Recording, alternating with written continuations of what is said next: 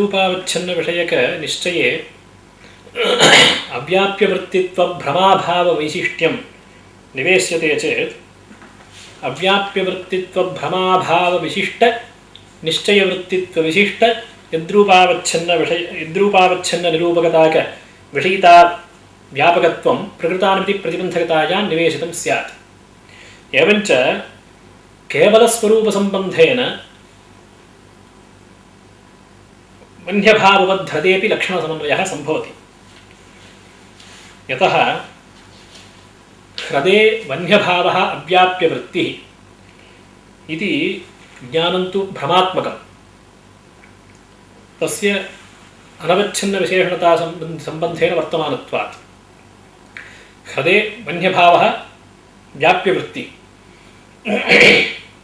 एवञ्च तज्ज्ञानकालीनस्य ह्रदे वन्यभावः अव्याप्यवृत्तिः इति ज्ञानकालीनस्य ह्रदे वन्यभाववत्ता निश्चयस्य यद्यपि प्रतिबन्धकत्वमस्ति तथापि अव्याप्यवृत्तित्व भ्रमाभावविशिष्ट निश्चयवृत्तित्वविशिष्ट यद्रूपावच्छिन्न विषयकत्वव्यापस्य ह्रदे वन्यभावावगाहि निश्चयीय प्रतिबन्धकतायां सत्त्वात् केवलस्वरूपसम्बन्धेनापि वन्यभाववद्धते लक्षणसमन्वयः सम्भवति। एवं वृक्षः कपिसंयोगी इत्यत्र कपिसंयोगाभाववद्वृक्षे अतिव्याप्तिरपि नास्ति।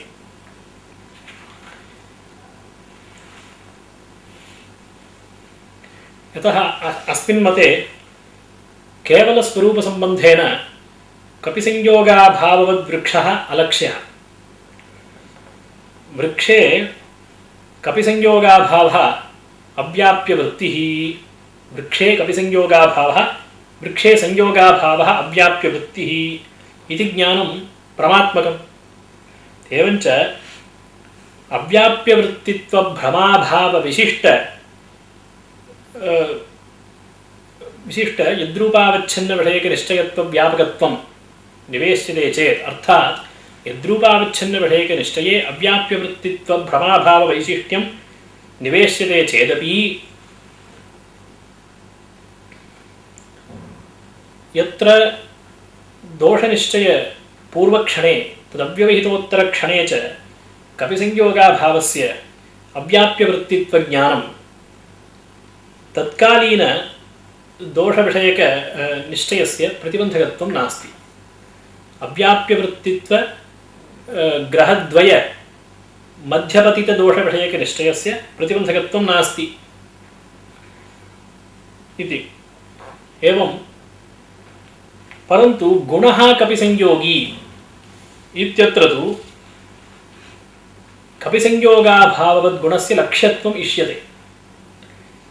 तत्र कथं समन्वयः? तत्र कपिसंयोगाभाववद्गुणस्य बाधत्वम् अङ्गीक्रियते। तत्र लक्षणसमन्वयः कथम् इति चेत्, गुणे कपिसंयोगाभावः अव्याप्यवृत्तिः इति ज्ञानस्य तु भ्रमत्वमेव। एवञ्च तादृश भ्रमाभावविशिष्ट निश्चयवृत्तित्वविशिष्ट कपिसंयोगाभाववद्गुणत्वावच्छिन्न विषयकत्वव्यापकत्वं प्रतिबन्धकतायाम् अस्ति। कपिसंयोगाभाववान् गुणः इत्याकारकनिश्चयीय प्रतिबन्धकतायाम् अस्ति इति कपिसंयोगाभाववद्गुणे बाधे लक्षणसमन्वयः। अतएव भट्टाचार्यैः बाधग्रन्थे एवमुक्तं, साध्याभावधर्मिक अव्याप्यवृत्तित्वभ्रम असमानकालीन निश्चयवृत्तित्ववैशिष्ट्यं सामान्यलक्षणप्रविष्टविषयतायां निवेश्य शुद्धविशेषणतया साध्याभाववत्पक्षस्यैव बाधत्वम् उपपादनीयम्। गुणे संयोगाभावः अव्याप्यवृत्तिः इति भ्रमसमानकालीनस्यैव संयोगाभाववद्गुणः गुणे संयोगाभावः अव्याप्यवृत्तिः इति भ्रमसमानकालीनस्यैव संयोगाभाववद्गुणविषयकनिश्चयस्य विरोधिता शून्यत्वेन तादृश विशेषण विशेषित विशिष्ट विषयतायाः न अनतिरिक्तवृत्तित्वहानिः इति संयोगाभाववद्गुणसाधारणत्वम् अव्याहतम् इति केचित् इति। अयञ्च ग्रन्थः बाधगादाधर्यां वर्तते। अस्य तु अर्थः स्पष्टः पूर्वमेव उपपादितः। एवञ्च स्वरूपसम्बन्धरूप अवच्छेदकत्वनिवेशपक्षे वृक्षः कपिसंयोगी इत्यत्र कपिसंयोगाभाववद्वृक्षे अलक्ष्ये अतिव्याप्तिः तदवस्था इति शङ्का भवति। अस्यां शङ्कायां समाधानम् एवम् उच्यते। स्वरूपसम्बन्धरूप अवच्छेदकत्वनिवेशकल्पे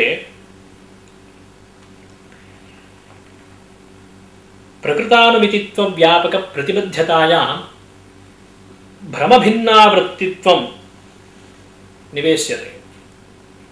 प्रकृतानुमितित्वव्यापकप्रतिबद्धतायां भ्रमभिन्नावृत्तित्वं निवेश्यते, भ्रमभिन्नवृत्तिभिन्नत्वं निवेश्यते। एवञ्च प्रतिबद्धतायां भ्रमभिन्नावृत्तित्वविशेषणस्य निवेशे वृक्षः कपिसंयोगी इत्यत्र कपिसंयोगाभाववद्वृक्षे न अतिव्याप्तिः। तत्र प्रतिबध्यज्ञानं वृक्षः कपिसंयोगी इत्यनुमितिः। तत्र वृक्षः कपिसंयोगी इति ज्ञाननिष्ठप्रतिबद्धतायां भ्रमभिन्नवृत्तित्वम् अस्ति, भ्रमभिन्नावृत्तित्वं नास्ति। अतः सा प्रतिबद्धता न भ्रमभिन्नवृत्तिः। भ्रमभिन्नवृत्तित्वमेव तत्र भ्रमभिन्नवृत्तित्वमस्ति, अतः भ्रमभिन्नावृत्तित्वं नास्ति। अतः कपिसंयोगाभाववद्वृक्षे न अतिव्याप्तिः इति। हृदोवन्धिमान् इत्यत्र वन्ध्यभाववद्ह्रदे लक्षणसमन्वयः सम्भवति। एवं गुणः कपिसंयोगी इत्यत्र कपिसंयोगाभाववद्गुणे बाधेपि लक्षणसमन्वयः सम्भवति। यतः तत्र हृदोवन्धिमान् इति ज्ञाने प्रतिबद्धता वर्तते, गुणः कपिसंयोगी इति ज्ञाने प्रतिबद्धता वर्तते। सा च प्रतिबद्धता भ्रमभिन्न अवृत्तिः भवति। अतः हृदोवन्ध्यमान् इति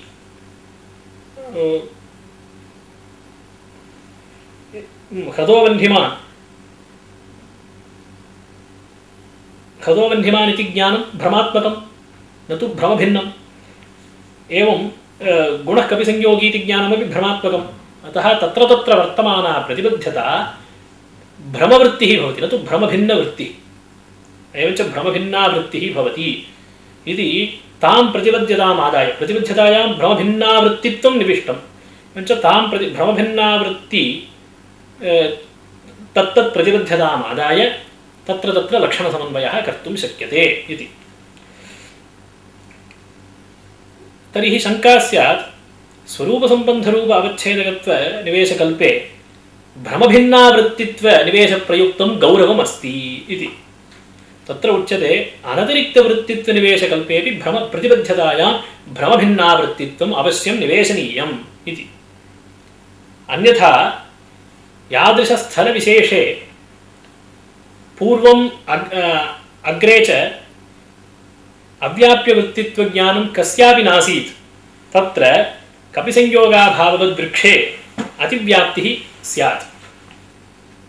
यतः कपिसंयोगाभाववद्वृक्षविषयकत्वव्यापकत्वं प्रतिबन्धकतायां वर्तते।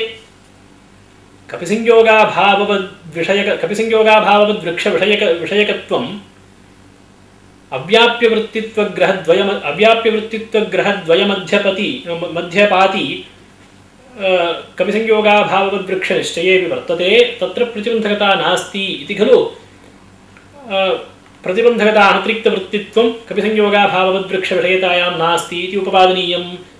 परन्तु यादृशस्थलविशेषे वृक्षः कपिसंयोगाभाववान् इति निश्चयाव्यवहितपूर्वोत्तरक्षणयोः अव्याप्यवृत्तित्वज्ञानं कस्यापि नासीत्, तत्र प्रतिबन्धकत्वम् अस्त्येव। तत् एवञ्च अव्याप्यवृत्तित्वग्रह विरहकालीन निश्चये एव यद्रूपावच्छिन्नविषयकत्वं भवति, कपिसंयोगाभाववद्वृक्षविषयकत्वं भवति। एवञ्च तत्र सर्वत्र प्रतिबन्धकतायाः वर्तमानत्वात् प्रतिबन्धकता अनतिरिक्त वृत्ति विषयिता निरूपके कपिसंयोगाभाववद्वृक्षे अतिव्याप्तिः स्यात् अनतिरिक्तवृत्तिनिवेशकल्पेऽपि तद्वारणाय तस्मिन्नपि कल्पे भ्रमभिन्नावृत्तित्वं प्रतिबद्धतायां निवेशनीयम् इति इदं विशेषणम् उभयोरपि समानमेव इति। तदुपरि शङ्का भ्रमभिन्नावृत्तित्वविशेषणं यदि दीयते तर्हि हृदोवह्निमान् इत्यत्र केवलस्वरूपसम्बन्धेन वह्न्यभाववद्ध्रदे अतिव्याप्तिः। कथम् इति चेत् केवलस्वरूपसम्बन्धेन वह्न्यभाववद्ध्रदत्वावच्छिन्ननिरूपकताकविषयितायाः प्रतिबन्धकतानिरूपितस्वरूपसम्बन्धरूप अवच्छेदकत्वम् अस्ति। एवञ्च तादृशनिश्चयनिष्ठाया प्रतिबन्धकता तस्यां भ्रमभिन्नज्ञानावृत्तित्वं तत्र तादृशप्रतिबन्धकतानिरूपितप्रतिबद्धतायां भ्रमभिन्नज्ञानावृत्तित्वमपि अस्ति। प्रतिबद्धता हृदोवह्निमान् इति ज्ञाननिष्ठा तत्र भ्रमभिन्नज्ञान अवृत्तित्वमस्ति हृदोवह्निमान् इत्यस्य भ्रमत्वात्। एवञ्च केवलस्वरूपसम्बन्धेन वह्न्यभाववद्ध्रदे अतिव्याप्तिः भवति इति शङ्का। तत्र समाधानमुच्यते इयम् अतिव्याप्त्यापत्तिः इष्टैव। अतः केवलस्वरूपसम्बन्धेन वह्न्यभाववद्ध्रदः दोष एव इति। तत्र प्रमाणमपि उच्यते। बाधग्रन्थे पक्षान्तरं यत्र उपवर्णितं तत्सन्दर्भे भट्टाचार्यैः एवमुक्तं शुद्धविशेषणतया साध्याभाववत्पक्षस्यैव बाधत्वम् उपपादनीयम् इति। अनेन केवलस्वरूपसम्बन्धेन अपि वह्न्यभाववद्ध्रदस्य बाधत्वमिष्टमेव इति। परन्तु अनतिरिक्तवृत्तित्वनिवेशकल्पे अव्याप्यवृत्तित्वभ्रमाभाववैशिष्ट्यं प्रतिबन्धकनिश्चये निवेशनीयम् इति भट्टाचार्यैरुक्तम्। स्वरूपसम्बन्धरूप अवच्छेदकत्वकल्पे तु तद्विशेषणम् अर्थात् अव्याप्यवृत्तित्वभ्रमाभाववैशिष्ट्यं न निवेशनीयम् इति लाघवमपि वर्तते। अत्र ग्रन्थे भ्रमभिन्नावृत्तित्वस्य अनुगमः प्रदर्शितः। भ्रमभिन्नावृत्तित्वं नाम संसर्गता विशिष्टत्वम् इति। संसर्गता विशिष्टत्वं वैशिष्ट्यञ्च स्वनिष्ठ अवच्छेदकताक प्रतियोगिताक भेदवत्व संबंधेन स्वनिष्ठ अवच्छेदकताक प्रतियोगिताक भेदवद्वृत्तित्व संबंधावच्छिन्ना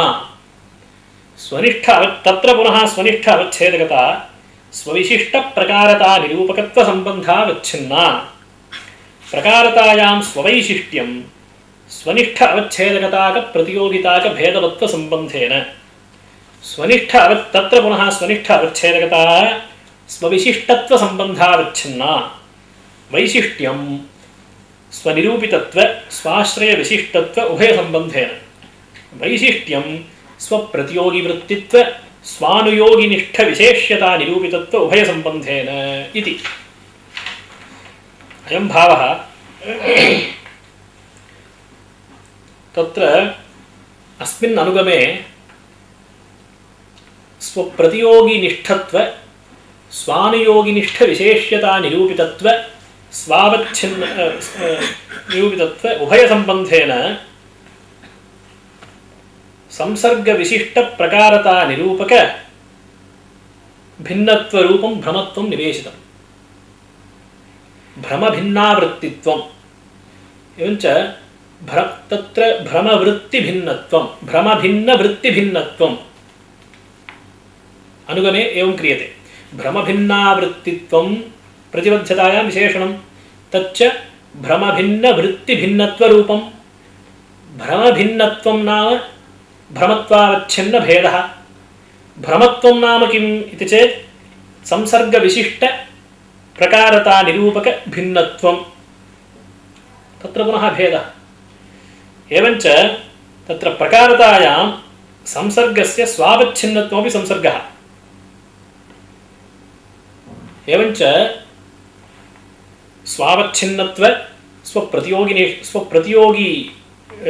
निष्ठत्व स्वानुयोगिनिष्ठविशेष्यता निरूपितत्व एतत् तृतीयसम्बन्धेन संसर्गविशिष्टप्रकारता निरूपक भिन्नत्वं भ्रमत्वम् अत्र विवक्षितम्। अतएव अत्र स्वाश्रयविशिष्टत्वसम्बन्धघटक स्वाश्रयविशिष्टत्वं स्वनिरूपितत्व स्वाश्रयविशिष्टत्व उभयसम्बन्धेन इति कथितम्। स्वनिरूपितत्वं प्रकारतायां कीदृशम् इति चेत् संसर्गतात्वाश्रय संसर्गता निरूपितत्वम् इति।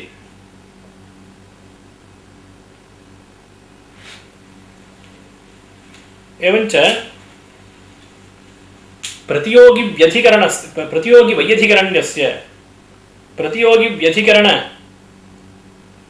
वन्यभावाभाववदवृत्तिमद्धते घटकत्वात् केवलस्वरूपसम्बन्धेन वन्यभाववद्धतुल्यत्वात् अलक्ष्यत्वशङ्का तस्यापि लक्ष्यत्वं स्वीकृत्य शङ्कायाः परिहारः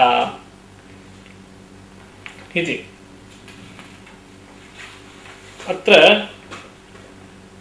स्वनिष्ठ अवच्छेदकताक प्रतियोगिताक भेदवत्वं नाम स्ववद्भेदः। संसर्गता विशिष्टत्वं तस्य खलु प्रतिबद्धतायां संसर्गता विशिष्टत्वं स्ववद्भेदवत्वसम्बन्धेन संसर्गतावद्भेदः कुत्र वर्तते प्रतिबद्धतायां वर्तते। तत्र अर्थात् संसर्गता अर्थात् भ्रमभिन्न वृत्तिभिन्नत्वं वर्तते भ्रमभिन्नवृत्तिभेदः वर्तते। तत्र स्वनिष्ठ अवच्छेदकताक प्रतियोगिताक भेदवद्वृत्तित्वसम्बन्धावच्छिन्ना स्ववद्भिन्नवृत्तित्वसम्बन्धावच्छिन्ना इत्युक्तम्। एवञ्च स्ववद्भिन्नवृत्तिभिन्नत्वम् इति लब्धम्। स्ववद्भिन्नवृत्तिभिन्नत्वं स्वशब्देन संसर्गता गृह्यते। तत्र भ्रमत्वम् आनेतव्यं। भ्रमभिन्नवृत्तिभिन्नत्वम् अस्माभिः कथञ्चित् लब्धव्यम्। एतावत्पर्यन्तं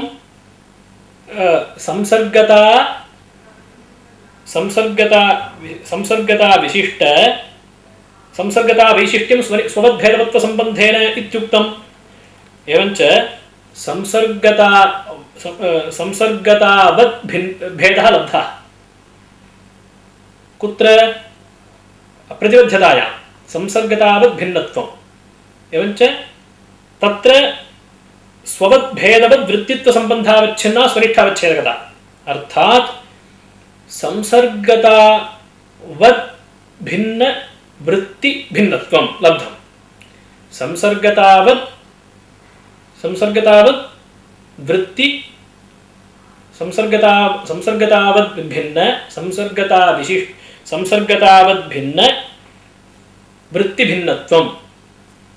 संसर्गतावद्भिन्न वृत्तिभिन्नत्वम् इति। संसर्गतावत् इत्यनेन भ्रमः ग्राह्यः। संसर्गतावत्वञ्च भ्रमत्वं। तत्र स्वनिष्ठ अवच्छेदकता स्वविशिष्टप्रकारता निरूपकत्वसम्बन्धावच्छिन्ना स्वं संसर्गता स्वविशिष्टप्रकारता। इदानीं ह्रदो वह्निमान् इत्यत्र लक्षण क्रियते। तत्र ह्रदो वह्निमान् इति भ्रमः। तत्र प्रकारता वह्निनिष्ठा संसर्गता संयोगनिष्ठा संयोगनिष्ठसंसर्गता वैशिष्ट्यं प्रकारतायाम् अस्ति। एवञ्च स्वविशिष्टप्रकारता निरूपकत्वं भ्रमे अस्ति। कुत्र ह्रदो वह्निमान् इति भ्रमे। प्रकारतायां स्ववैशिष्ट्यं वह्नित्वावच्छिन्नप्रकारतायां संसर्गता वैशिष्ट्यं वक्तव्यम्।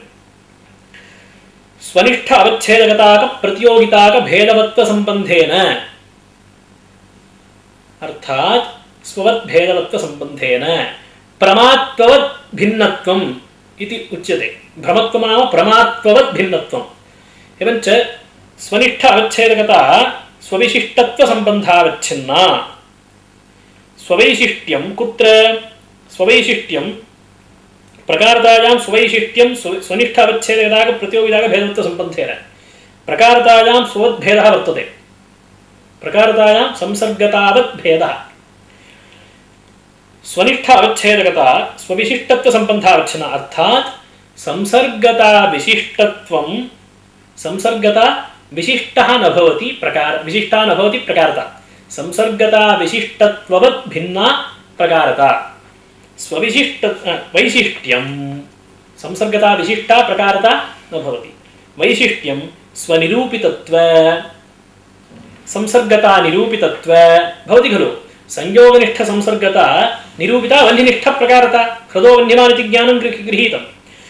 एवञ्च स्वनिरूपितत्वमस्ति। स्वाश्रय विशिष्टत्वं स्वाश्रय विशिष्टत्वं स्वाश्रय विशिष्टत्वम् इत्युक्ते संसर्गताश्रय विशिष्टत्वं संसर्ग विशिष्टत्वं। वैशिष्ट्यं स्वप्रतियोगी वृत्तित्व संसर्ग वैशिष्ट्यम् इदानीम् उच्यते। संसर्ग वैशिष्ट्यं स्वप्रतियोगी वृत्तित्व कुत्र उच्यते? प्रतियोगितायां स्वप्रतियोगी संयोग प्रतियोगी। इदानीं हृदो वह्निमान् इत्यत्र संयोग प्रतियोगी वह्नी भवति। संयोग प्रतियोगी वह्नी भवति परन्तु तत्र स्वप्रतियोगी वृत्तित्व स्वानुयोगिनिष्ठ विशेष्यता निरूपितत्व उभय संबंधेन प्रमात्मक ज्ञान पर्वतो वह्निमान् इत्यत्र कथं संयोगः संबन्धः स्वनिरूपितत्व तत्र स्वनिरूपितत्व स्वप्रतियोगी वृत्तित्व संयोग प्रतियोगी वह्निः तद्वृत्तित्वं प्रकारतायाम् अस्ति। स्वानुयोगिनिष्ठ विशेष्यता निरूपितत्वम् अस्ति। स्वं संयोगः स्वानुयोगी पर्वतः वह्नि संयोग अनुयोगी पर्वतः न तु ह्रदः पर्वतनिष्ठ विशेष्यता निरूपितत्वम् अस्ति वह्निनिष्ठ प्रकारतायाम् इति। एवञ्च एतादृश संबन्धेन वैशिष्ट्यं प्रकारतायाम् अस्ति। तादृश प्रकारता निरूपकत्व तादृश प्रकारता निरूपकत्ववद् भेदः भ्रमे वर्तते। एवञ्च एतादृश प्रमात्ववद् भेदः भ्रमे वर्तते। तादृश भ्रमभेदवद् वृत्तिभिन्नत्वं प्रतिबद्धतायां निवेशितम्। अर्थात् भ्रमभिन्नावृत्तित्वं निवेशितम् इति। अतः न कोऽपि दोषः इति। तदुपरि पुनः शङ्का जायते। एवं सति व्यापकसामानाधिकरण्ये घटितसत्प्रतिपक्षे अव्याप्तिः पूर्वमेव अस्माभिः दृष्टम्। व्यापकसामानाधिकरण्य घटितसत्प्रतिपक्षे अव्याप्तिः भवति इति शङ्का जायते। तस्याः समाधानं ग्रन्थकृता स्वयमेव अग्रे वक्ष्यते इति। स्वयमेव शङ्काम् उत्थापयति ग्रन्थकारः। प्रतिहेतुव्यापक साध्याभाव समानाधिकरण प्रतिहेतुमत्पक्षरूप सत्प्रतिपक्षे अव्याप्तिः। यतः इदानीं प्रतिबद्धतायां भ्रमभिन्नावृत्तित्वं निविष्टमस्ति। एवञ्च निरुक्त उभयाभावे ज्ञानवैशिष्ट्यानवच्छिन्न प्रतिबन्धकता नवच्छेदकत्व असाधारण्य विषयिता भिन्नत्व उभयाभावः यद्रूपावच्छिन्न निरूपकता तत्र एवं वक्तव्यं। प्रकृतानुमितित्वव्यापक भ्रमभिन्नावृत्ति प्रतिबद्धता निरूपिता या ज्ञानवैशिष्ट्यानवच्छिन्न प्रतिबन्धकता तदनवच्छेदकत्व असाधारण्य विषयिता भिन्नत्व उभयाभावः यद्रूपावच्छिन्न निरूपकताक विषयितात्व व्यापकः तद्रूपावच्छिन्नत्वम् इति लक्षणम् इदानीं पर्यवसितम्। तत्र निरुक्त उभयाभावे यद्रूपावच्छिन्न विषयितात्व व्यापकत्व निवेशकल्पे व्यापकता घटित सत्प्रतिपक्षे अव्याप्तिः। एतावत्पर्यन्तं तस्य अलक्ष्यत्वम् अभिप्रेत्यैव लक्षणपरिष्कारः कृतः। तस्यापि लक्ष्यत्वं यदि इष्यते तर्हि कथं तत्र लक्षणसमन्वयः इति प्रश्नः तत्र उच्यते। तत्र अव्याप्तिरेव कथम् इति प्रथमतः उत्पादनीयम्। तत्र असाधारण्यविषयिताभिन्नत्वं स्फुटं ज्ञानवैशिष्ट्यानवच्छिन्न प्रतिबन्धकतानवच्छेदकत्वमपि वर्तते। ज्ञानवैशिष्ट्यावच्छिन्नप्रतिबन्धकतावच्छेदकत्वमेव सत्प्रतिपक्षविषयितायाम् अस्ति। व्यापकताघटितसत्प्रतिपक्षविषयितायां ज्ञानवैशिष्ट्यावच्छिन्नप्रतिबन्धकतावच्छेदकत्वमेव वर्तते, न तु ज्ञानवैशिष्ट्यानवच्छिन्नप्रतिबन्धकतावच्छेदकत्वम्। एवञ्च ज्ञानवैशिष्ट्यानवच्छिन्नप्रतिबन्धकतानवच्छेदकत्वम् असाधारण्यविषयिताभिन्नत्वं चेति उभयमेव वर्तते, न तु उभयाभावः इति। यद्रूपपदेन प्रतिहेतुव्यापकसाध्याभावसमानाधिकरणप्रतिहेतुमत्पक्षत्वम् अर्थात् जलव्यापकवन्यभावसमानाधिकरण जलवद्धतत्वरूप धर्मस्य ग्रहीतुम् अशक्यत्वात् तदवच्छिन्ने सत्प्रतिपक्षे अव्याप्तिः इति। यदि च इत्यादिना तद्वारणप्रयासः क्रियते। यदि च ज्ञानवैशिष्ट्यानवच्छिन्नेत्यनेन ज्ञानवैशिष्ट्यावच्छिन्नत्व सत्प्रतिपक्षविषयित्वानवच्छिन्नत्व उभयाभावस्यैव विवक्षणीयतया न सत्प्रतिपक्षाव्याप्तिरित्युच्यते, तदा प्रतिहेतुमत्पक्षे अतिव्याप्तिरिति वाच्यम् इति। अयमभिप्रायः ज्ञानवैशिष्ट्यानवच्छिन्नत्वं निविष्टं खलु प्रतिबन्धकतायां। तत्र ज्ञानवैशिष्ट्यानवच्छिन्नत्वं नाम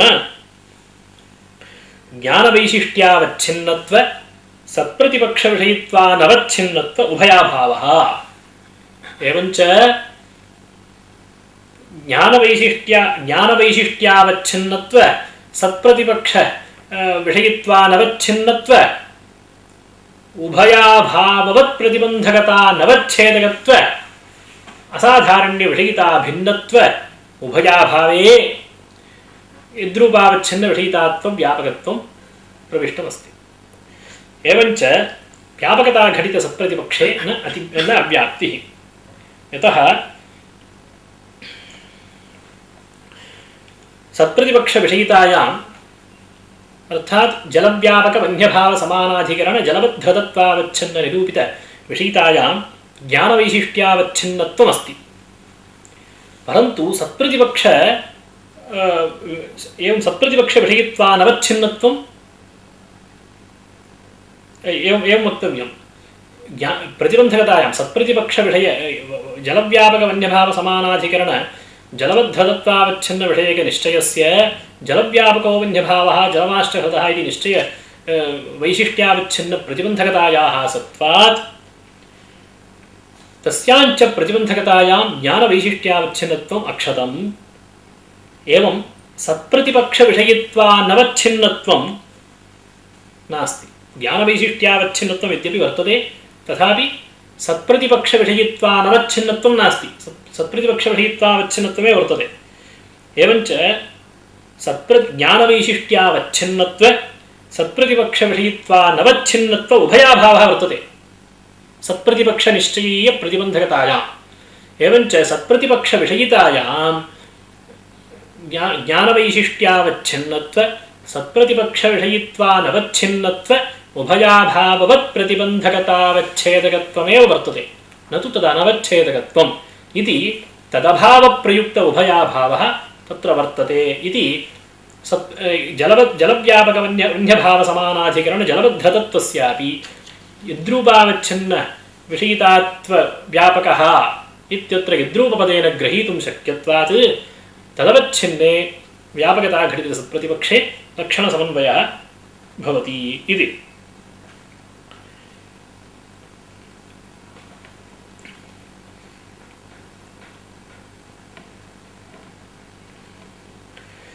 अत्र सत्प्रतिपक्षविषयिता इत्यनेन लक्षणे उभयाभावघटकतया यः अन्यः उभयाभावः प्रविष्टः तत्र तदुभयाभावप्रतियोगित्वेन सत्प्रतिपक्षविषयित्वानवच्छिन्नत्वं प्रविष्टम्। तत्र सत्प्रतिपक्षविषयितापदेन किं ग्राह्या का ग्राह्या इति शङ्का। तत्र सिद्धान्तव्याप्तिघटितसत्प्रतिपक्षविषयितैव ग्राह्या। यतः ज्ञानवैशिष्ट्यावच्छिन्नप्रतिबन्धकतायाः स्वीकारे ज्ञानस्यैव प्रतिबन्धकतावच्छेदकत्वम् इति मतेन अत्र उपपादनं न भवति। ज्ञानवैशिष्ट्यावच्छिन्नप्रतिबन्धकत्वं स्वीक्रियते, तत्र ज्ञानस्यैव प्रतिबन्धकतावच्छेदकत्वम् इति मतेन नेदमुच्यते। परन्तु विषयितायाः अपि प्रतिबन्धकतावच्छेदकत्वम् इति मतानुसारेण उच्यते। अतएव सत्प्रतिपक्षविषयित्वानवच्छिन्नत्वम् इत्युक्तम् इति यदि चेत्यादि ग्रन्थस्य अभिप्रायः। अतः सत्प्रतिपक्षस्य व्यापकताघटितसत्प्रतिपक्षस्यापि सङ्ग्रहः सम्भवति इति। परन्तु एवं रीत्या सत्प्रतिपक्षसङ्ग्रहे प्रतिहेतुमत्पक्षे अतिव्याप्तिः भवति। केवलजलबद्धते हृदोबन्ध्यमान् इत्यत्र जलस्य प्रतिहेतुत्वे केवलजलबद्धते अतिव्याप्तिः। कथम् इति चेत् जलबद्धतत्वावच्छिन्ननिरूपकताविषयितायां सत्प्रतिपक्षविषयित्वावच्छिन्नप्रतिबन्धकतावच्छेदकत्वमस्ति। ज्ञानवैशिष्ट्यावच्छिन्नप्रतिबन्धकतावच्छेदकत्वं तत्र सत्प्रतिपक्षविषयित्वावच्छिन्नप्रतिबन्धकतावच्छेदकत्वमस्ति। एवम् अतः सत्प्रतिपक्षविषयित्वानवच्छिन्नत्व घटित उभयाभाववत् प्रतिबन्धकतावच्छेदकत्वं वर्तते। प्रतिबन्धकतावच्छेदकत्वं कथम् इति चेत् जलव्यापको वह्निभावः इति निश्चयविशिष्टस्य जलवान् हृदः इति निश्चयस्य प्रतिबन्धकत्वात् समानाकारकज्ञानेषु विषयिताभेदस्य अप्रामाणिकत्वात् प्रतिहेतुमत्पक्षविषयिता सामान्यस्यैव ज्ञानवैशिष्ट्यावच्छिन्नप्रतिबन्धकतावच्छेदकत्वं भवति। यद्यपि प्रतिहेतुमत्पक्षविषयितायां ज्ञानवैशिष्ट्यावच्छिन्नप्रतिबन्धकतावच्छेदकत्वम् अस्ति, परन्तु सत्प्रतिपक्षविषयित्व अनवच्छिन्नत्वं तन्निश्चयीयप्रतिबन्धकतायां नास्ति। सत्प्रतिपक्षविषयित्वावच्छिन्नप्रतिबन्धकतावच्छेदकत्वम् अस्ति। अतः सत्प्रतिपक्षविषयित्वानवच्छिन्नत्व घटित उभयाभाववत् प्रतिबन्धकतावच्छेदकत्वं तत्र वर्तते। अतः तदनवच्छेदकत्व घटित उभयाभावः तत्र वर्तते। अतः तादृशप्रतिबन्धकता अनवच्छेदकत्व घटित उभयाभावे यद्रूपावच्छिन्न निरूपकताक विषयितात्व व्यापकत्वं भवति इति प्रतिहेतुमत्पक्षे अतिव्याप्तिः। अतः ज्ञानवैशिष्ट्यानवच्छिन्नेत्यनेन ज्ञानवैशिष्ट्यावच्छिन्नत्व सत्प्रतिपक्षविषयित्वानवच्छिन्नत्व उभयाभावः विवक्षितुं न शक्यते इति प्रष्टुः आशयः। तत्र समाधानम् एवमुच्यते। यद्रूपावच्छिन्न निरूपकताक विषयितात्व व्यापकत्वं कुत्र निवेश्यते इति चेत् ज्ञानवैशिष्ट्यानवच्छिन्न प्रतिबन्धकता नवच्छेदकत्व असाधारण्यविषयिता भिन्नत्व सत्प्रतिपक्षविषयिता भिन्नत्व एतत्त्रितयाभावे निवेश्यते। इदानीं ज्ञानवैशिष्ट्यानवच्छिन्नेत्यस्य पूर्वोक्तः अर्थः त्यक्तः, यथाश्रुतार्थेव गृह्यते। ज्ञानवैशिष्ट्यानवच्छिन्न प्रतिबन्धकतानवच्छेदकत्व असाधारण्यविषयिता भिन्नत्व सत्प्रतिपक्षविषयिता भिन्नत्व एतत्त्रितयाभावे यद्रूपावच्छिन्न निरूपकताक विषयितात्व व्यापकत्वं निवेश्यते। अतः व्यापकता प्रतिहेतुमत्पक्षे न अतिव्याप्तिः। यतः प्रतिहेतुमत्पक्षविषयितायाम् उक्तत्रितयमपि वर्तते। कथं ज्ञानवैशिष्ट्यानवच्छिन्न प्रतिबन्धकतायां प्रतिहेतुमत्पक्षविषयिता न अवच्छेदिका। एवञ्च ज्ञानवैशिष्ट्यानवच्छिन्न प्रतिबन्धकतः ज्ञानवैशिष्ट्यावच्छिन्नप्रतिबन्धकतावच्छेदकत्वमेव तत्र वर्तते। प्रतिहेतुमत्पक्षविषयितायां ज्ञानवैशिष्ट्यावच्छिन्नप्रतिबन्धकतावच्छेदकत्वमेव न तु ज्ञानवैशिष्ट्यानवच्छिन्नप्रतिबन्धकतावच्छेदकत्वम्। एवञ्च ज्ञानवैशिष्ट्यानवच्छिन्नप्रतिबन्धकतानवच्छेदकत्वं प्रतिहेतुमत्पक्षविषयितायां वर्तते। एवम् असाधारण्यविषयिता भिन्नत्वमपि वर्तते। एवं सत्प्रतिपक्षविषयिता भिन्नत्वमपि वर्तते।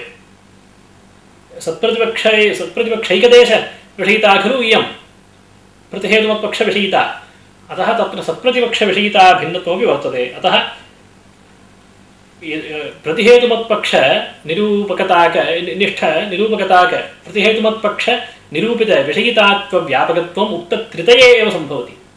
उक्तत्रितये एव भवति, न तु उक्तत्रितयाभावे। अतः न तत्र अतिव्याप्तिः इति। तत्र इयं शङ्का भवितुमर्हति, सत्प्रतिपक्षविषयिता भिन्नत्वं प्रतिहेतुमत्पक्षविषयितायां कथम् इति।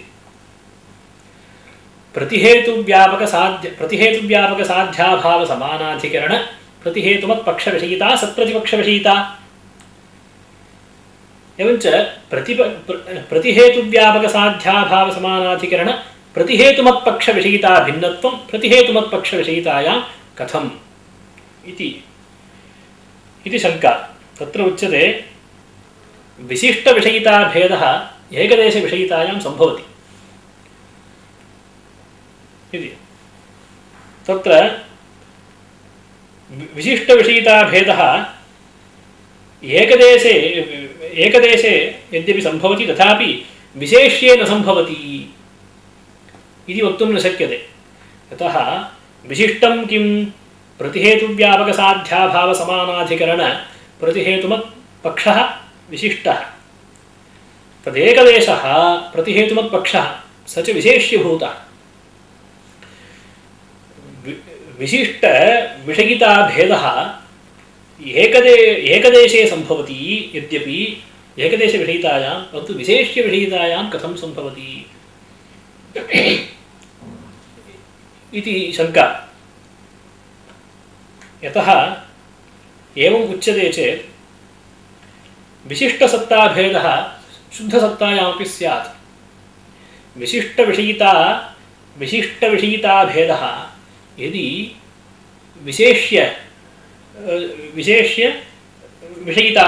विषयितायाम् उच्यते तर्हि विशिष्टसत्ताभेदः शुद्धसत्तायामपि स्यात् इति शङ्का। तत्र उच्यते अत्र पारिभाषिकभेदः निविष्टः, स च तदविषयकप्रतीतिविषयत्वरूपः। तदविषयकप्रतीतिविषयत्वरूपः पारिभाषिकभेदः विवक्षितः। एवञ्च तच्छब्देन सत्प्रतिपक्षविषयिता गृह्यते चेत् विशिष्टविषयिता प्रतिहेतुव्यापकसाध्याभावसमानाधिकरण प्रतिहेतुमत्पक्षविषयिता गृह्यते।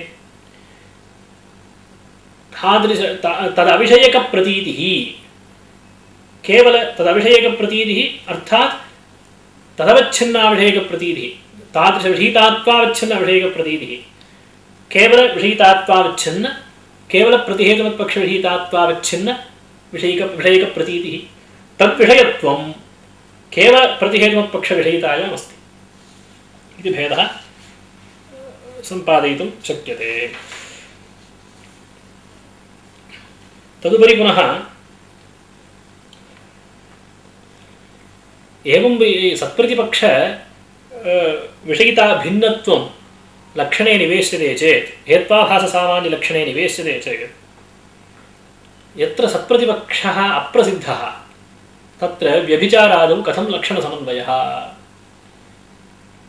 यत्र व्यभिचारादिस्थले सत्प्रतिपक्षः अप्रसिद्धः तत्र कथं लक्षणसमन्वयः? पर्वतो धूमवान् मन्धेरित्यादौ तत्र व्यभिचारे लक्षणसमन्वयः कार्यः, तत्स्थले तु सत्प्रतिपक्षः अप्रसिद्धः। तत्र उच्यते सत्प्रतिपक्षविषयितापदेन निरूप्यनिरूपकभावापन्नविषयितायाः एव विवक्षा क्रियते। सत्प्रतिपक्षविषयिता भिन्नत्वं निविष्टमस्ति खलु, भेदप्रतियोगित्वेन या सत्प्रतिपक्षविषयिता निविष्टा सा निरूप्यनिरूपकभावापन्नविषयिता ग्राह्या। एवञ्च सत्प्रतिपक्षेऽपि न अव्याप्तिः। यद्रूपावच्छिन्नविषयिता पदेन विशिष्टसत्प्रतिपक्षविषयिता एव स्वीक्रियते। एवञ्च तस्यां धर्मिविषयत्वा घटित सत्प्रतिपक्षविषयता भिन्नत्वं नास्ति। अतः पारिभाषिकभेदः तत्र न भवति, सत्प्रतिपक्षेऽपि न अव्याप्तिः इति। अतः अस्मिन् कल्पे त्रितयाभावे ज्ञानवैशिष्ट्यानवच्छिन्न प्रतिबन्धकतानवच्छेदकत्व असाधारण्यविषयिता भिन्नत्व सत्प्रतिपक्ष विषयिता भिन्नत्व एतत् त्रितयाभावे यद्रूपावच्छिन्न निरूपित विषयितात्व व्यापकत्वं निवेश्यते इति। एवमपि कश्चन पूर्वपक्षः जायते।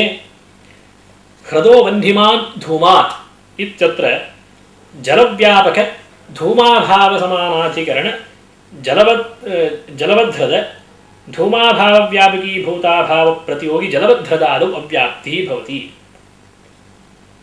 स्थलं किं? ह्रदो वह्निमान् धूमात् इत्यत्र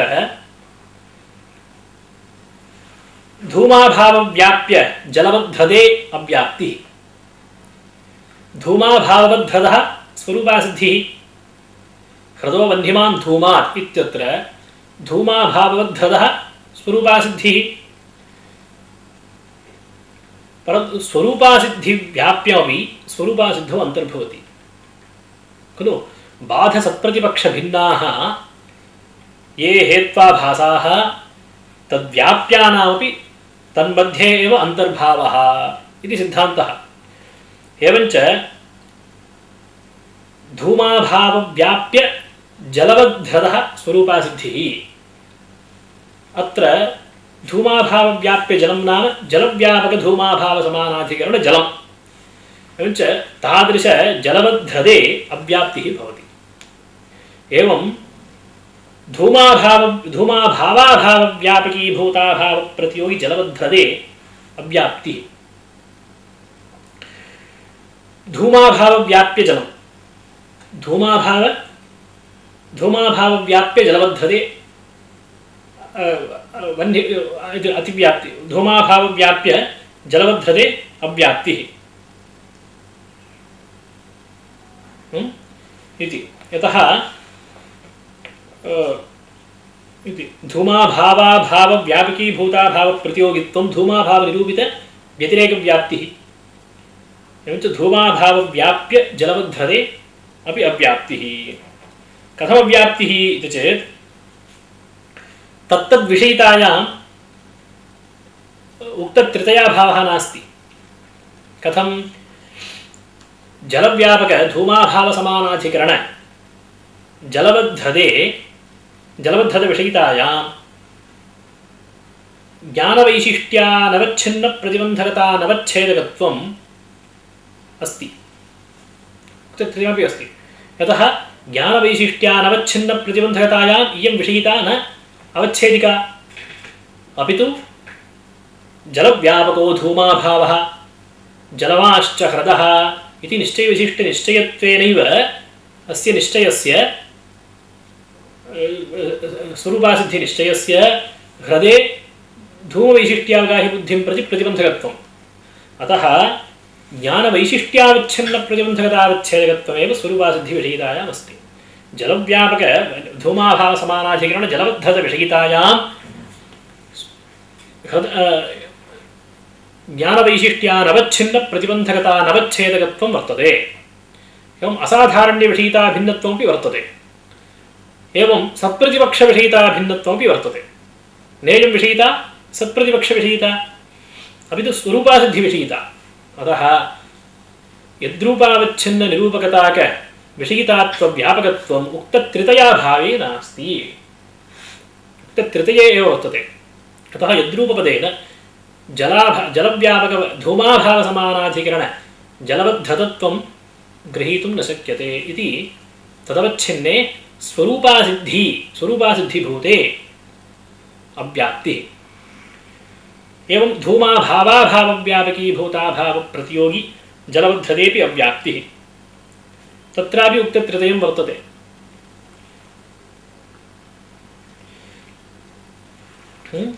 इयमपि धूमाभावाभावव्यापकी भूताभावप्रतियोगी जलवद्धतोऽपि स्वरूपासिद्धो अन्तर्भवति। स्वरूपासिद्धिव्याप्यत्वात् पूर्वं व्यापकताघटितव्याप्तिः व्यापकसामानाधिकरणनिरूपव्याप्तिः प्रविष्टा पूर्वत्र स्वरूपासिद्धौ, अत्र च व्यतिरेकव्याप्तिः प्रविष्टा इति विशेषः। एवञ्च स्वरूपासिद्धिरूपे उक्तविशिष्टद्वये अव्याप्तिः भवति इति शङ्का। तत्र समाधानमुच्यते सत्प्रतिपक्षविषयिता भिन्नत्वं त्रितयाभावप्रतियोगित्वेन निविष्टं खलु। तत्र तादृशसमूहालम्बनानुमिति विरोध्यनुमिति जनकतानवच्छेदकत्वं निवेशनीयम् इत्युच्यते। कः अभिप्रायः इति चेत्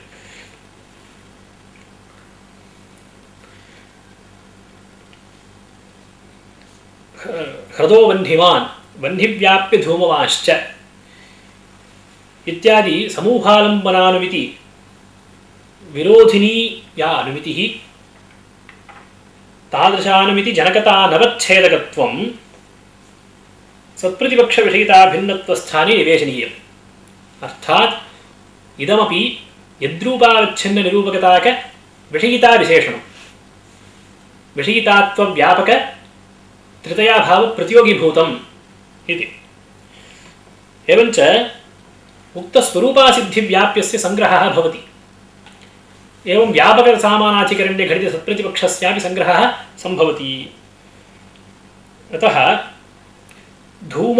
जलव्यापकधूमाभावसमानाधिकरण जलवद्धृद रूपस्वरूपासिद्धिव्याप्ये धूमाभावाभावव्यापकी भूताभावप्रतियोगी जलवद्धृदरूपे स्वरूपासिद्धिव्याप्ये च तादृश समूहालम्बनानिमिति ह्रदो वह्निमान् वह्निव्याप्य धूमवांश्च इत्याकारक समूहालम्बनानुमिति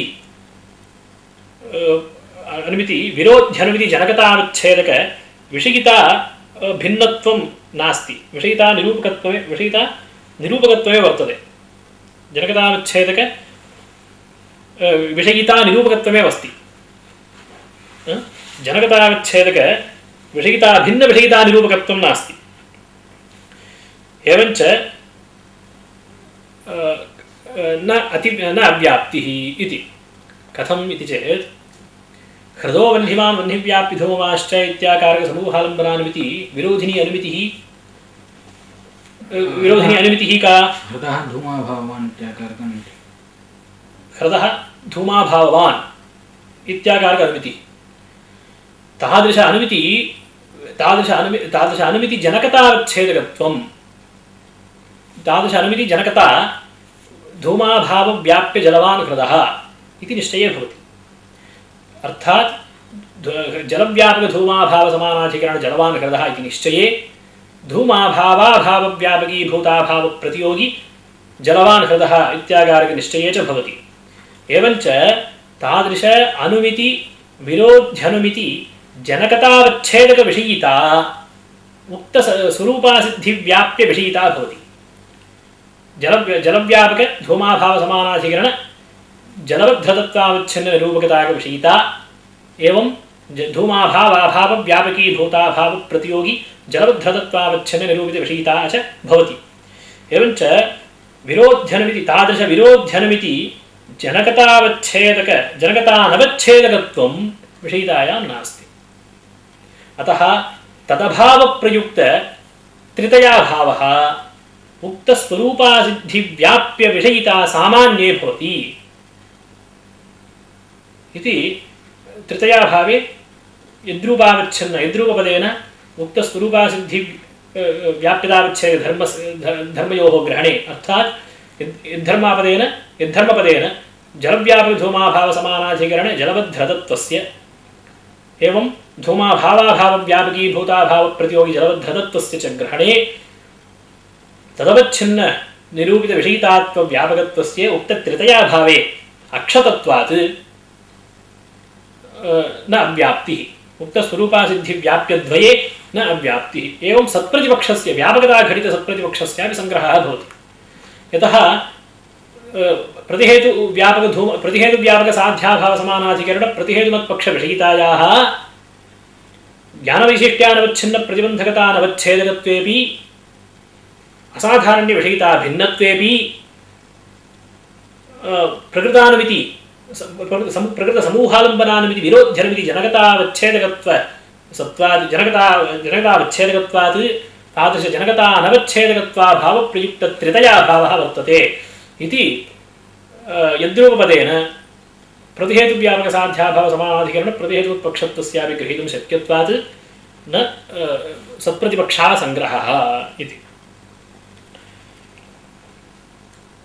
अनतिरिक्तवृत्तित्वनिवेशकल्पे विशिष्टद्वयाघटितत्वशरीरे एतन्निवेशावश्यकतया अत्र कल्पे गौरवाप्रसक्तेः इत्युक्तम्। कः अभिप्रायः इति चेत् तादृशसमूहालम्बनानुमिति विरोध्यनुमिति जनकतानवच्छेदकत्वनिवेशे गौरवं भवति अनतिरिक्तवृत्तित्वनिवेशकल्पापेक्षया स्वरूपसम्बन्धरूप अवच्छेदकत्वनिवेशकल्पे गौरवं भवति इति शङ्कायां ग्रन्थकृता एवम् उच्यते। अनतिरिक्तवृत्तित्वनिवेशकल्पेऽपि इदं विशेषणम् आवश्यकम्। कुत्र इति चेत् तत्र विशिष्टद्वयाघटितत्वं निवेश्यते। ह्रदोवह्निमान् इत्यत्र वह्न्यभाववज्जलवद्वृत्तिजलवद्धृते अतिव्याप्तिवारणाय विशिष्टद्वयाघटितत्वं निवेश्यते अथवा अतिव्याप्तिवारणाय विशिष्टद्वयाघटितत्वं निवेशनीयं। तत्र विशिष्टद्वयाघटितत्वं विशिष्ट विषयिताद्वय शून्यवृत्तित्वरूपं प्रतिबन्धकतायां निवेश्यते। अर्थात् यादृशविशिष्टविषयकनिश्चयत्वं प्रकृतानुमितित्वव्यापकप्रतिबद्धतानिरूपितप्रतिबन्धकतानतिरिक्तवृत्ति तादृशविशिष्टविषयिताद्वयशून्य निश्चयवृत्तित्वं प्रतिबन्धकतायां निवेश्यते। तत्र तादृशविशिष्टद्वयघटिते व्यापकताघटिते सत्प्रतिपक्षे अव्याप्तिः भवति। तत्र ह्रदोवह्निमान् इत्यत्र जलस्य प्रतिहेतुत्वे जलव्यापकवह्न्यभावसमानाधिकरण जलवद्धते अव्याप्तिः। यादृशविशिष्टविषयकनिश्चयविशिष्ट जलव्यापकवह्न्यभावत्वावच्छिन्नविषयकनिश्चयविशिष्ट यादृशविशिष्टविषयकनिश्चयत्वं जलवद्धतत्वावच्छिन्नविषयकनिश्चयत्वं प्रकृतानुमितित्वव्यापकप्रतिबद्धतानिरूपितप्रतिबन्धकतानतिरिक्तवृत्ति भवति।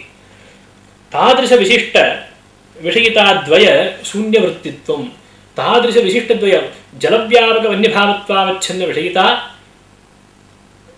विशिष्ट जलबद्धतत्वावच्छिन्न विषयिता जलबद्धतत्वावच्छिन्न निरूपित विषयिता द्वय शून्यत्वं प्रतिबन्धकनिश्चये नास्ति। सत्प्रतिपक्षनिश्चये व्यापकसामानाधिकरण्यघटित सत्प्रतिपक्षनिश्चये नास्ति।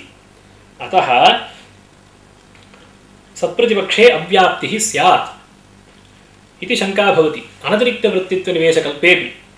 तत्र तद्दोषवारणाय यादृशविशिष्टविषयकनिश्चयत्वं सत्प्रतिपक्षतावच्छेदकरूपावच्छिन्न विषयित्वावच्छिन्न प्रतिबन्धकतानतिरिक्तवृत्ति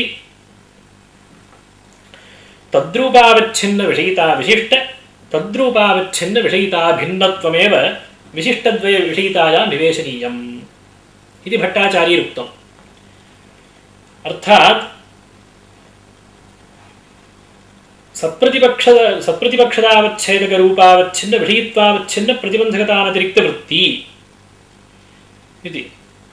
सत्प्रतिपक्षतावच्छेदकरूपं जलव्यापकवह्न्यभावसमानाधिकरण जलबद्धतत्वं तदवच्छिन्न विषयित्वावच्छिन्न प्रतिबन्धकतानतिरिक्तवृत्ति यादृश विशिष्टविषयक निश्चय विशिष्ट यादृश विशिष्टविषयक निश्चयत्वं तद्रूपावच्छिन्न विषयिता विशिष्ट तद्रूपावच्छिन्न विषयिताभिन्नत्वं निवेशनीयम्।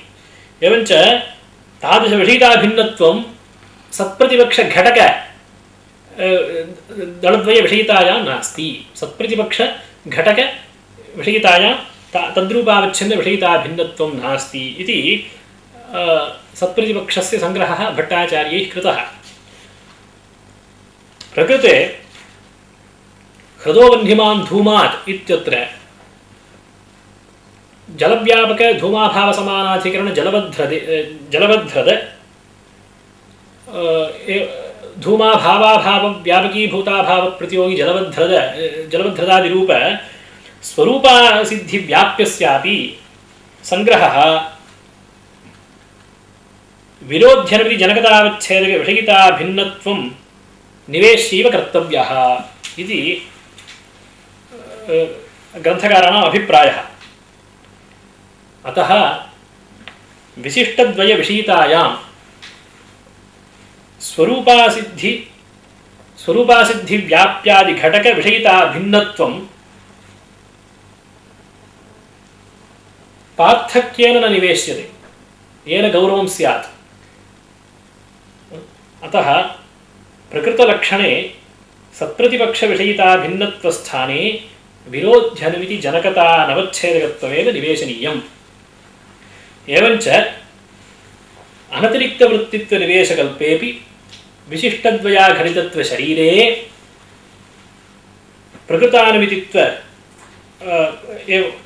प्रकृतसमूहालम्बनानुमिति विरोध्यनुमिति जनकता नवच्छेदकत्वस्य निवेशः आवश्यकः इति।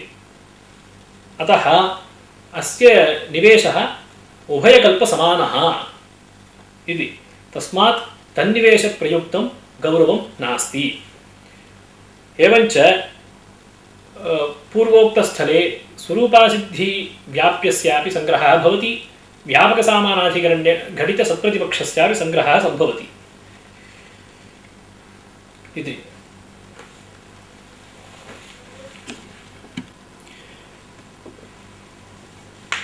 एतदुपरि यद्यपि इत्यादिना पूर्वोक्तदोषतादवस्थ्यम् आशङ्कितम्। यद्यपि एवं सति मेयत्वविशिष्टव्यभिचारादिवारणाय निवेशितस्य विशिष्टान्तराघटितत्वस्य विशेषगुणवद्घटादिसङ्ग्रहाय विशिष्टान्तरविषयितात्व अव्यापकत्वपर्यवसानेऽपि तद्दोषतादवस्थ्यम्। उक्तत्रितयाभावस्य विशेषगुणवद्घटविषयितायां गुणवद्घटविषयितायाञ्च वर्तमानस्य एकत्वात् तादृशाभावे विशिष्टान्तरविषयितात्व अव्यापकत्व असत्वात् इति। अस्य अयं भावः हेत्वाभाससामान्यलक्षणे मेयत्वविशिष्टव्यभिचारादौ अतिव्याप्तिः भवति इति तद्वारणाय विशिष्टान्तराघटितत्वविशेषणं निवेशनीयमेव। तच्च किं रूपम् इति द्रष्टव्यम्। विशिष्टान्तराघटितत्वं स्वरूपसम्बन्धरूप अवच्छेदकत्वनिवेशकल्पे विशिष्टान्तरविषयितात्व अव्यापकत्वरूपं प्रतिबन्धकताविशेषणम्। यद्यपि स्वरूपसम्बन्धेन तदव्यापकत्वं न विवक्ष्यते, तथापि अवच्छेदकतासम्बन्धेन प्रतिबन्धकतायाः विशिष्टविषयितात्व अव्यापकत्वं निवेश्यते। विशिष्टान्तरविषयित्व अव्यापकत्वस्य प्रतिबन्धकतायां विशेषणत्वपक्षे तु प्रतिबन्धकतायां यत्किञ्चित्त्वं विशेषणं देयम्। अतएव आश्रयासिद्धि निश्चयनिष्ठप्रतिबन्धकतायां बाधविषयित्व अव्यापकत्वं सम्पादयितुं शक्यते। परन्तु स्वरूपसम्बन्धरूप अवच्छेदकत्वनिवेशकल्पे प्रतिबन्धकतायां यत्किञ्चित्त्वनिवेशाभावेऽपि अवच्छेदकतासम्बन्धेन प्रतिबन्धकतायां विशिष्टान्तरविषयितात्व अव्यापकत्वस्य निवेशात् समानप्रतिबन्धकतायाः एव ग्रहणम् इति पर्यवस्यति इति द्वयोः कल्पयोः विशेषः। परन्तु अस्मिन् ग्रन्थे अन्यतमविशेषे विशिष्टान्तरविषयितात्व अव्यापकत्वं निवेश्यते इति तु अग्रे स्फुटीभविष्यति। व्यापकता च अवच्छेदकता सम्बन्धेन। अन्यथा यथाश्रुतविशिष्टान्तराघटितत्व घटितलक्षणस्य विशेषगुणाभाववान् घटः गुणसामान्याभाववान् इत्यत्र विशेषगुणवद्घटरूप आश्रयासिद्धौ अव्याप्तिः स्यात्। यतः तस्य गुणवद्घटरूप बाधघटितत्वमस्ति। अतः विशिष्टान्तर यथाश्रुतविशिष्टान्तराघटितत्वविरहात् बाधघटित आश्रयासिद्धौ अव्याप्तिः स्यात्। अत्र विशिष्टान्तरविषयितात्व अव्यापकत्वं प्रतिबन्धकतायां निवेश्यते चेत् आश्रयासिद्धिज्ञाननिष्ठ प्रतिबन्धकतायां पक्षे पक्षतावच्छेदक वैशिष्ट्यावगाहि बुद्धित्वावच्छिन्न प्रतिबद्धता निरूपितायां बाधविषयितात्वव्यापकत्वं नास्ति। अतः विशिष्टान्तरविषयितात्व अव्यापकत्वसत्वात् बाधघटित आश्रयासिद्धेः संग्रहः सम्भवति इति।